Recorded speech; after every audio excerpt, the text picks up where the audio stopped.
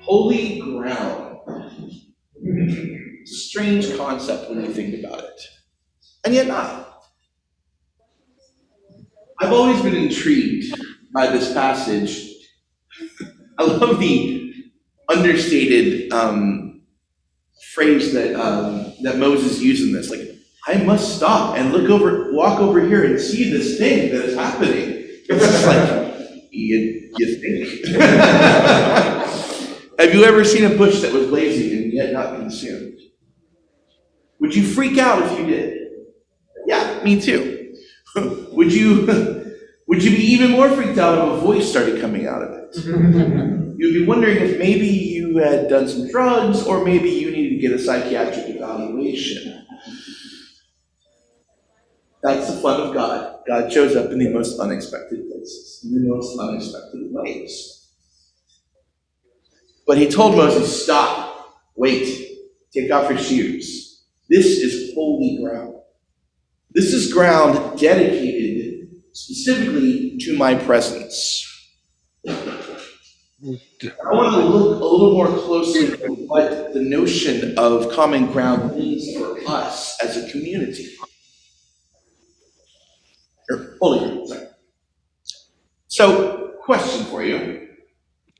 Do you consider this name holy ground?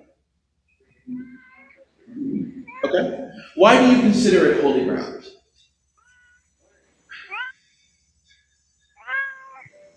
Because we try very hard to call God's presence into this place when we meet. We try very hard to call God's presence into this place when we meet here. Absolutely. Why else? Hello? That is where I feel closest to God. Mm-hmm. You feel closest to God. Excellent. What else? The presence is strongest. Laura? This is where the sacraments happen. Where the what now? Sacraments happen. Where the sacraments happen. And why is it important? What is significant about the sacraments happening here? I don't know is a perfectly fine answer. Okay. It's the grace that they affect. It's the fact that these are outward and visible signs of the inward and spiritual grace that works in us. Don't worry, I'm not going to quiz you on the entire catechism. I don't even know it. John Carlo. It's full of holy people. Full of holy people. Why does that matter? I mean, we're holy no matter what. Mm-hmm. So, all of us here, and anybody who would walk into this place will become holy because of it. So holy people are here, and because we are gathered in here, it brings holiness to those who come to join us. The being set apart, being designated for God's work. Jonathan? A little bit of a left turn, because I talked with someone about holy ground in reference to the Middle East. Holy ground is that ground that people say are holy. Mm-hmm. It's very much in identity as this, our holy ground, not yours. So a holy ground is a place that you feel protective of as the place where God has designated your birthright, in a way. Yeah. Which can be both very important and also very problematic. It's a place of refuge. And I think this is common when the ones afflicted by wars and all other atrocities. Churches, places where people go and seek refuge. So it's a place of refuge in the midst of a world full of unholiness in many ways. Storms and wars and challenges and injustices, uncertainties, plagues, little things. Yeah. There's a place in New Mexico called Chumayo Town where native people have been there for thousands of years, and they declare this their holy ground. I have a holy bag. That's something that observed that it was supposed to be holy. It's where this came it's a designation of the place. Designation Yeah. that the tribes placed on it. And now all the Christian churches make a pilgrimage to there at Easter time. Interesting. Or Palm Sunday, actually. It's 11 miles from Santa Fe. You walk it. And they do chase cars with water and stuff. So it's a combination of both Native American sacred holy ground that Christians make pilgrimages to, Yes. which is both an enactment of our faith, but also an acknowledgement of God's presence within the Native American spirituality. Town is called 2 miles. To my did you mention anything? No? Okay. Okay. I feel like this place is kind of like, it's a place where you can worship God and like together with It's holy ground because it's a place to worship God and grow closer together as a community. So all of these things, Stephanie. And it's also a place where we mature and grow into our spirituality together. Yeah, we mature and grow into our spirituality together. Excellent. In other words, this is a place that is not the only place where we find God or grow, but it's a place where we come to be fed, to be nourished, to find refuge, to bring attention to this place. And it also is a place where we are challenged to grow and stretch. It's interesting to me that there are a couple things that pop up in the readings. Number one, I'm a little bit more, I appreciate what Jesus was doing with the steward of the vineyard, saying, hang on a minute, you've had 3 years to wait for fruit. Give it one more year. Let's put some fertilizer on there and see if it works. What would it feel like if we were to end up not producing fruit as a community and God would say, you know what, you had your chance, let's cut you off. Not very good. Luckily, that's not the case here. So what we've been doing is trying to survive in the midst of challenges the last couple of years, and now we are bringing forward the opportunity to blossom, to bring fresh growth, to bring new life, and we've been doing that as a community. I also like the fact that when God calls Moses, does Moses say, awesome, all right, finally, power to our people, let's go. No. He brings out every single one of his insecurities. He's worried about a stutter. He's worried about weakness. You want me to go to Pharaoh? Hello? Do you remember what happened the last time I saw Pharaoh? He kicked me out of the country. I almost got executed for killing an Egyptian.